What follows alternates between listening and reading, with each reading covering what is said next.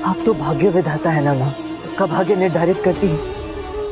आपकी इच्छा और अनुमति के बिना ये संपूर्ण सृष्टि पलक तक नहीं झपका सकती।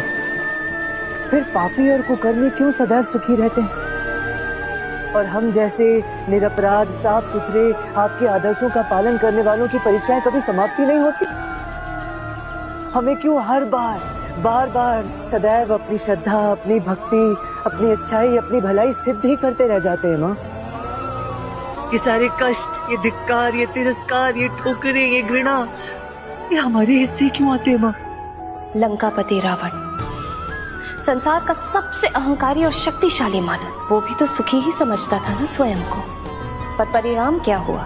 अहंकार और मद के नशे में चूर एक ऐसा राजा हिरण्यकश्यप, जो भगवान की मूर्तियों को तोड़कर स्वयं को भगवान घोषित कर चुका था। उसे भी यही लगता था कि उसका कोई कुछ नहीं बिगाड़ सकता। वहाँ अमर है, अजर है, अमिट है, उन्हें कोई नहीं मार सकता। पर क्या उसे पता था कि उसी के घर के एक कोने में एक सूखी घास का ढेर है, जिसमें एक छोटी सी चिंगारी सुलग रही है।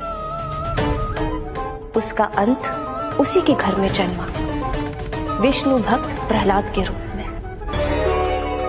अर्थात जितना बड़ा अहंकार उतना बड़ा सर्वनाश। जितने आप तो भाग्य विधाता है ना माँ, सबका भाग्य निर्धारित करती है। आपकी इच्छा और अनुमति के बिना ये संपूर्ण सृष्टि पलक तक नहीं झपका सकती। फिर पापी और कुकर्मी क्यों सदैव सुखी रहते हैं और हम जैसे निरपराध साफ सुथरे आपके आदर्शों का पालन करने वालों की परीक्षाएं कभी समाप्ति नहीं होती। हमें क्यों हर बार सदैव अपनी श्रद्धा, अपनी भक्ति, अपनी अच्छाई, अपनी भलाई सिद्ध ही करते रह जाते हैं माँ।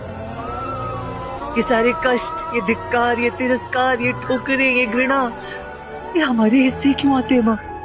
लंकापति रावण संसार का सबसे अहंकारी और शक्तिशाली मानव, वो भी तो सुखी ही समझता था ना स्वयं को। पर परिणाम क्या हुआ?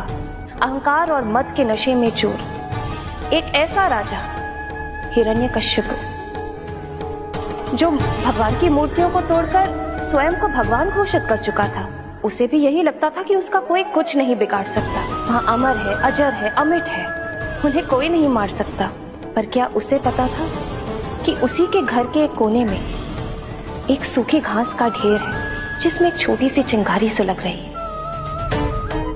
उसका अंत उसी के घर में जन्मा, विष्णु भक्त प्रहलाद के रूप में।